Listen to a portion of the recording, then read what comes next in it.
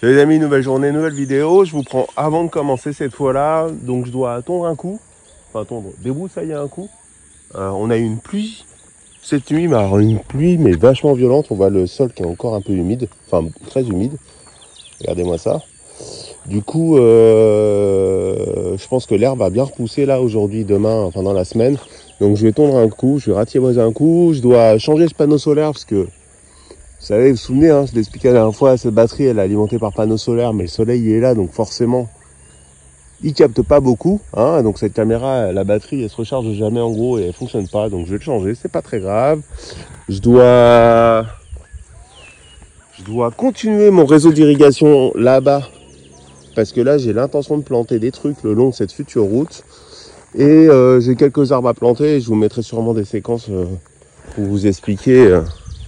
ce que c'est. Allez, à tout à l'heure. Guaya cubana, ponlo guaya cubana. Hay dos tipos de guaya cubana. Hay una que es amarilla y una que es blanca. La blanca no tiene mucho arroyo, está muy dulce. Así me interesa. La María tiene Mucha pulpa.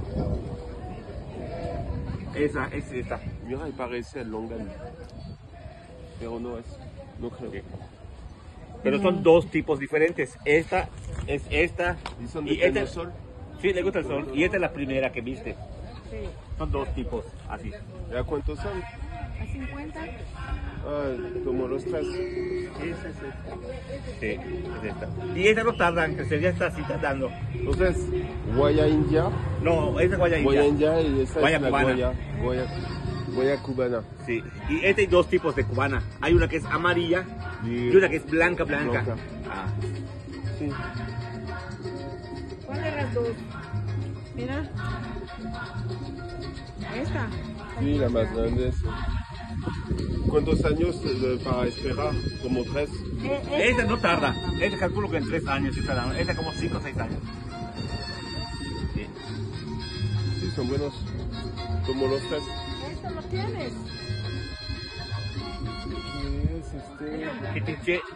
Ah, no conozco. En el monte se pone y queda muy frondosa su mata, pero casi redonda. Redonda la mata y lo puedes cortar si quieres pequeño, lo puedes dejar grande y su madera es muy apreciada porque con eso hacen Allez, je vous reprends. Eh ben, ça y est, j'ai fait tout ce que je voulais. Et j'ai même eu des bonnes surprises pour une fois. Alors, vous voyez le temps nuageux là? Ça, c'est pas courant, c'est pas de saison.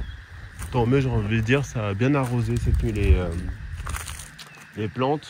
Même si je remets un coup d'arrosage, ça, c'est pas plus mal en saison sèche. Paf, si je me suis pas planté dans mon montage, je vous ai mis avant une petite séquence. Donc voilà, c'est aussi pour cette raison que j'ai ça ici, cette bouteille de liquide qui pue. C'est pour la donner aux personnes que vous avez vues dans la petite séquence où vous avez pu admirer mon accent bien français en espagnol. Alors, mea culpa, hein, ça fait 2 ans que je parle espagnol, donc j'ai encore plein de choses à apprendre. Mais en gros, toutes les semaines, toutes les 2 semaines, il y a une espèce de foire aux plantes. Et donc qui est faite par des locaux, des Yucatecos, des puros Yucatecos. Et ils sont tous adorables. Donc là, c'est un des 3 fournisseurs réguliers que j'ai. Et à chaque fois que j'y vais, il me donne des plantes. Il me dit, tiens, j'ai trouvé ça. La dernière fois, je vous avais parlé du Carissa que j'ai planté. C'est lui qui me l'a trouvé. Et là, j'ai vu qu'il lui restait un cocotier comme ceux que j'avais acheté et que je vais planter la semaine prochaine. Donc je lui ai dit, tiens, bah, je te le prends. Parce que c'est des gros machins. Et je me dis, bon, bah, ça coûte, il les vend 4-5 euros. Et je me dis, moi, cocotier, je vais savoir quoi en faire. Et puis après, il m'a dit, ah tiens, j'ai ça aussi, des wayas et tout. Alors là, je vais vous mettre une nouvelle séquence avec tous les noms de... Alors, il y a 4 arbres, dont cocotier. Il y en a 2 que j'ai achetés qui sont des wayas cubaines ou je sais plus quoi. Et l'autre, c'est waya, je sais pas quoi. Et le 3e, c'est un nom maya, donc imprononçable pour moi. Mais voilà, la séquence maintenant. ¿Cuál es la guaya? Es esta. Las dos, pero una es cubana y la otra es... Esta es cubana y esta es India. india. Sí. Ah, no, se criolla. dice guaya, guaya Guaya. Guaya, y guaya. cubana, no, No. India y cubana. Ajá. Guaya, cubana, india. No, esta No, es la india. India, cubana. Cubana. Cubana. ¿Y este cómo se llama? Este es quitinche. Uy, kitichi. Quitinche. Quitinche. Quitinche. Et aquí el coco est facile. Donc ça, je les ai plantés là ce matin. Donc maintenant, il n'y a plus qu'à attendre que ça prenne tranquillement. Sinon, j'avais du boulot électrique. Donc en gros, j'ai installé Starlink il y a quelques temps. Mais j'avais un problème. Alors ça, c'est typique hein, quand vous faites votre projet, vous imaginez plein de trucs. Moi, j'ai mis des prises connectées partout, en fait, même dans la maison. Enfin, dans la maison, dans l'espèce d'atelier. J'ai mis les prises électriques, elles sont connectées. Je peux les brancher sur Wi-Fi. Originellement, je me suis dit, cette casita... je vais l'utiliser, casita en espagnol, c'est petite maison. Je ne sais pas comment je vais l'utiliser, mais je mets tout en prise intelligente, en interrupteur intelligent, comme ça je pourrais faire. Sauf que, il y en a, c'était pas une bonne idée. Et notamment ces prises-là. Enfin, d'ailleurs, c'est le même principe sur celle-là. Mais ces prises-là, c'était pas une bonne idée. Parce que si vous regardez attentivement, là, en jaune, c'est un interrupteur. Et cet interrupteur, il a la fâcheuse tendance de se réenclencher à 0 à chaque coupure de courant. Et ici, on a pas mal de coupures de courant. Quand je dis ici, au Mexique en général, suivant la région plus ou moins, on va dire, urbaine que vous avez, ou dans les petits villages, vous pouvez avoir des petites coupures, des micro-coupures, 1 minute, 1 heure, machin, mais régulièrement.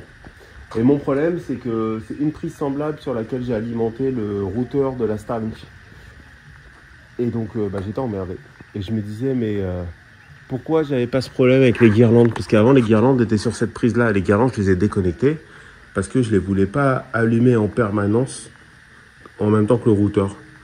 Et je comprenais pas. Et en fait, c'est parce que les guirlandes, elles sont pas branchées dans la prise. L'électricien, c'est vrai que ça m'est revenu d'un coup. Enfin, d'un coup, tout à l'heure quand je suis monté sur le toit, l'électricien, je lui avais dit, te branche pas sur la prise. On a coupé la prise de la... Il se met à pleuvoir. C'est quand même dingue. Je lui ai fait couper la prise de la guirlande là. Et je lui ai dit, prends les fils électriques et tu me les raccordes, tu me fais une dérivation sur la prise pour me laisser la prise disponible. Et c'est pour ça qu'en fait, comme la guirlande n'est pas branchée directement dessus, que quand le courant sautait, je pouvais toujours l'activer. Mais la réponse, donc du coup, je me suis dit, putain, faut que je change la prise, parce que si à chaque fois que je parle au courant, il faut que manuellement je la réactive, c'est-à-dire, bon là, c'est pas gênant, j'ai juste à sauter un petit peu, mais là-bas, il faut que je monte sur le toit, et c'est assez haut, quoi. C'est quoi, ça va être 2,60 m ou 2,80 m. Regardez, hop, 2,80 m, je pense. Et non, c'est pour une fois ChatGPT qui m'a donné l'information. Et je veux la partager avec vous, parce que je me suis dit, peut-être qu'il y en a d'autres qui sont dans ce genre de problème.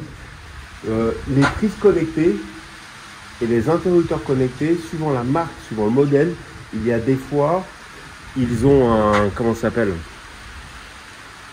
Vous pouvez définir un état par défaut au redémarrage. C'est-à-dire que quand ils ont perdu le courant, ils vont se mettre soit on, soit off.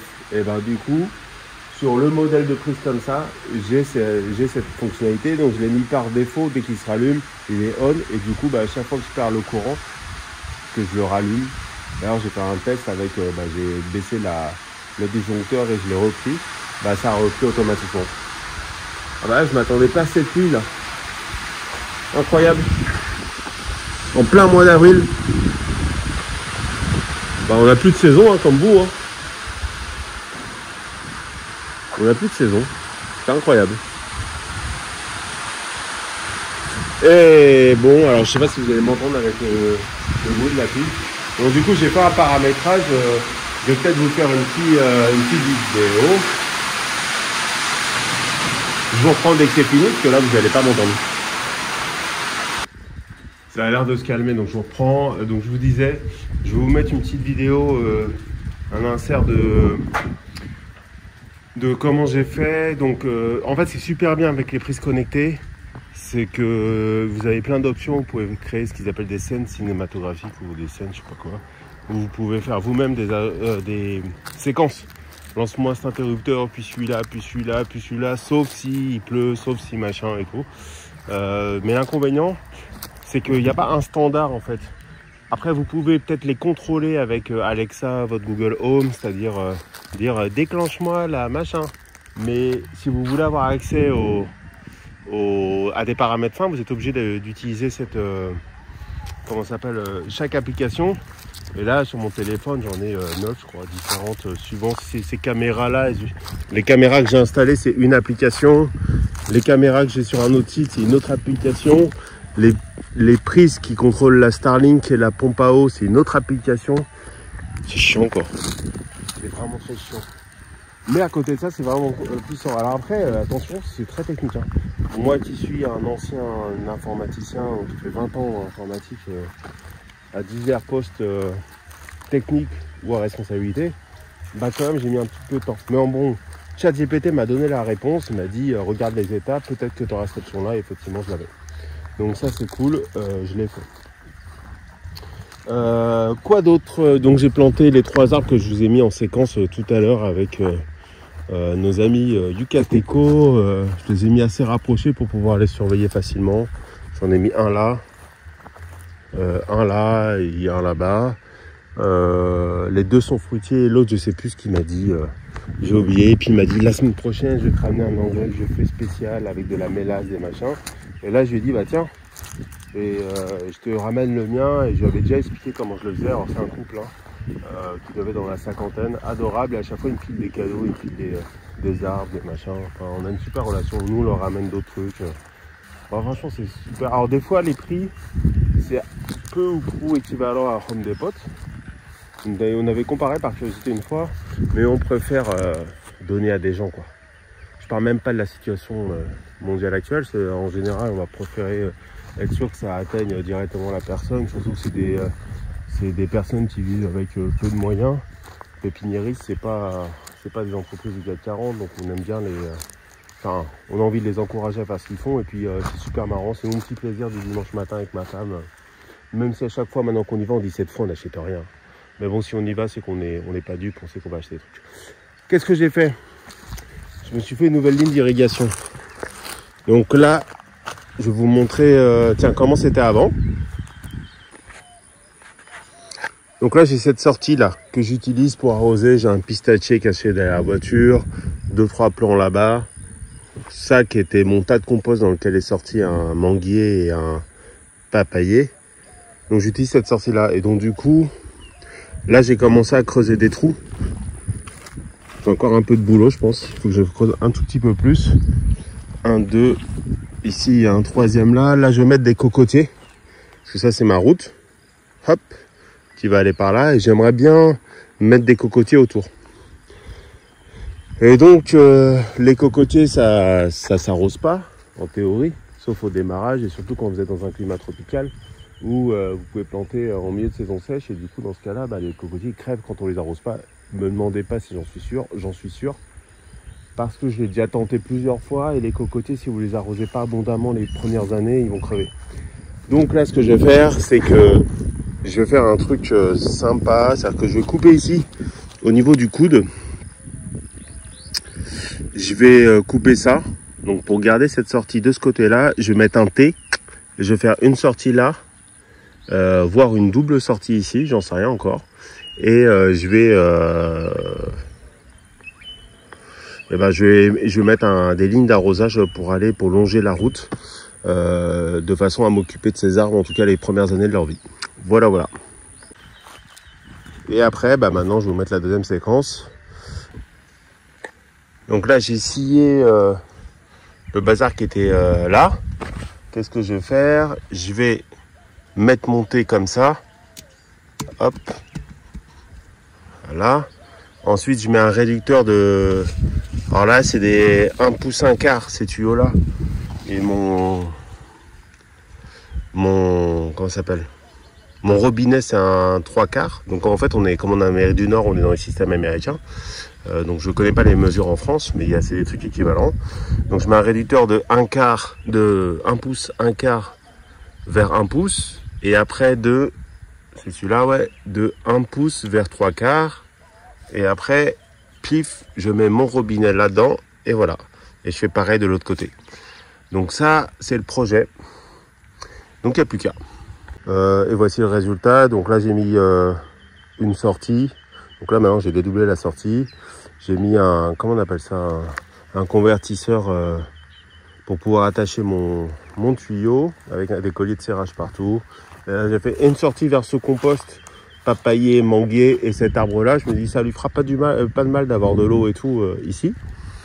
Et là j'ai préparé mes trous pour mes cocotiers. Alors je me rends compte que l'eau, elle a un peu de mal à s'évacuer. Donc ça, normalement, c'est pas trop le cas ici parce que c'est assez drainant. Ça voudrait dire qu'il y a une grosse plaque de pierre ici. Alors ce qui n'est pas impossible avec ce qu'ils appellent la roche-mère, la Lorac et la Lara qui est juste en dessous, peut-être 60 cm du sol, 80 cm du sol. On va voir. Après, je sais pas, comme il a énormément plu cette nuit, peut-être que en profondeur c'est gorgé d'eau, donc ça a du mal à s'évacuer. Mais bon, un premier cocotier, un deuxième cocotier et un troisième cocotier et un quatrième que je vais faire un peu proche, mais bon, les cocotiers ça va pas trop gêner. Puis là c'est des cocotiers nains que je lui ai pris, c'est des cocotiers qui vont monter à 2 mètres à peu près, qui vont faire les noix de coco jaunes. Idéalement peut-être que je peux continuer par là et puis faire l'autre côté.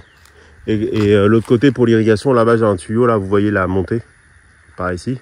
Là j'ai un tuyau, je peux faire une dérivation, le sortir et puis paf, faire ici mes cocotiers. En fait j'ai envie de border ma route de cocotiers parce que je trouve ça trop beau. Enfin je trouve ça très paradisiaque en fait. C'est un caprice mais bon.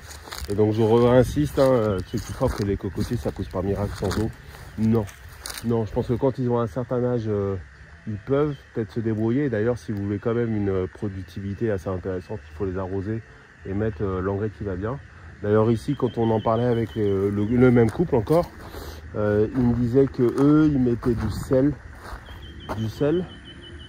et quoi, et de la pierre. Alors ce type de pierre là, comme ça là, ici ils la broient. Ils en font une espèce de poussière, ils l'utilisent dans la construction. Et ben ce type de pierre ils mettent dedans. Ou alors ils disent du sable. Et eux, ils ont aussi une tradition, c'est-à-dire qu'ils vont prendre le cocotier, je crois. Ils vont l'attraper par comment on appelle ça en espagnol, c'est la mata, mais par le collet. Ils vont le mettre sur l'épaule et ils vont le descendre comme ça. Ça, c'est leur tradition pour le planter, pour qu'il ait du succès.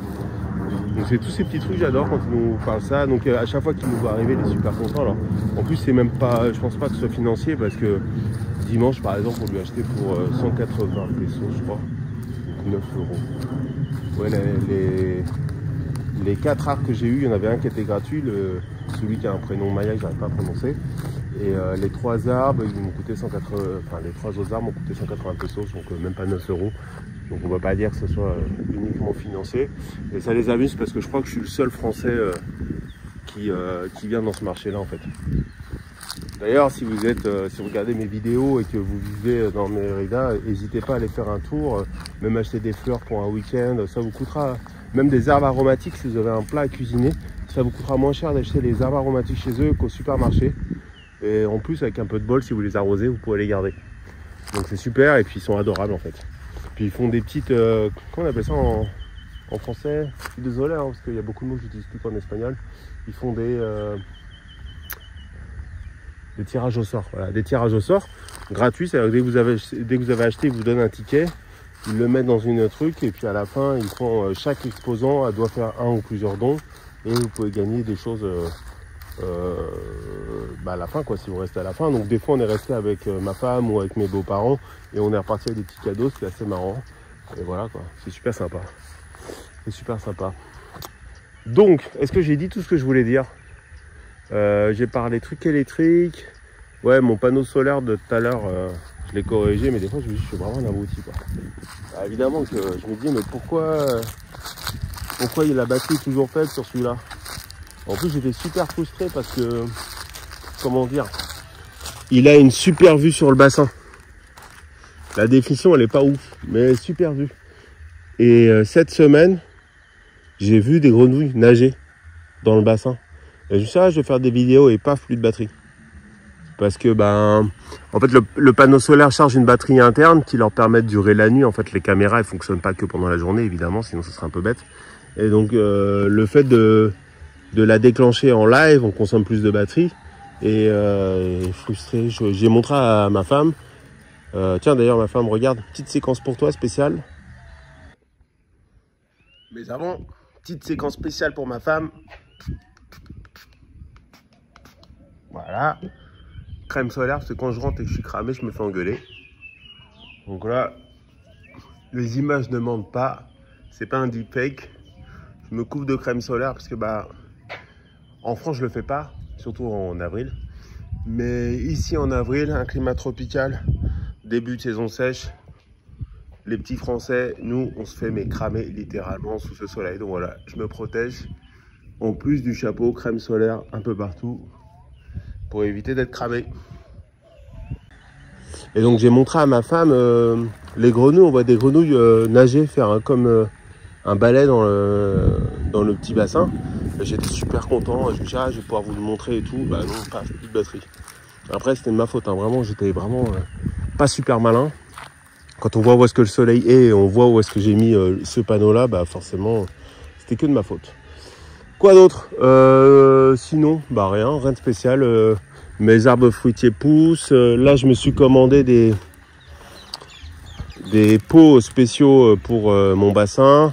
Là, je vais m'acheter des parpaings que je vais mettre au fond pour surélever des pots et je vais habiller tout ça. Ça va être sexy. Ça va être très sympa. J'espère que ça va attirer plus d'insectes. Comme j'ai vu des poissons, je me suis recommandé une pompe solaire qui avait été cassée lors des dégradations pour la mettre par ici. Parce que j'aimerais bien une pompe à, comment on appelle ça, une pompe à oxygène. Je veux bien oxygéner l'eau par là pour être sûr que les poissons ils aient aucun problème. Même si là je commence à avoir pas mal de végétation qui font leur boulot. C'est pas suffisant, il m'en faut plus. Voilà. Bah écoutez, je crois que j'ai tout vu. Donc oui, super nouvelle. Ouais, non, c'était ça la grosse nouvelle dont je me suis rendu compte jeudi quand je suis venu. C'est que j'ai déclenché ma pompe. Donc ma pompe maintenant, j'arrive à la contrôler avec mon smartphone. Même plus que ça, je reçois des notifications si elle reste, si le disjoncteur est éteint pendant plus de 5 minutes.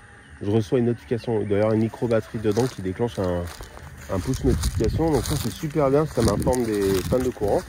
Mais quoi, je me suis dit, bah tiens, si je testais tous les robinets ouverts pour voir si j'arrivais à irriguer tout d'un coup, parce que pour moi non, c'était pas possible, et en fait si. Alors aujourd'hui, comme j'ai rajouté cette ligne là, c'est juste hein. On voit il y a un cocotier au fond sur 2 qui est irrigué, mais du coup peut-être qu'en fermant quelques valves ou en réduisant le débit de quelques valves, ça va permettre d'avoir plus de débit. Mais ouais en fait du coup ça simplifiera beaucoup l'irrigation en dehors de mes heures de venue, puisque en laissant tous les robinets ouverts, en l'état je peux irriguer toute la zone. C'est juste que j'ai un filet d'eau, c'est-à-dire que bah ouais, j'ai forcément moins de pression. Mais c'est pas grave, parce qu'au lieu d'irriguer, je sais pas, 20 minutes, je vais lancer une irrigation pendant 1 heure. Et puis voilà, c'est plié. Donc ça, c'est cool. Regardez. Voilà, là, ça va prendre forme dans les prochains mois. Vous allez voir comment tout ceci va être magnifique.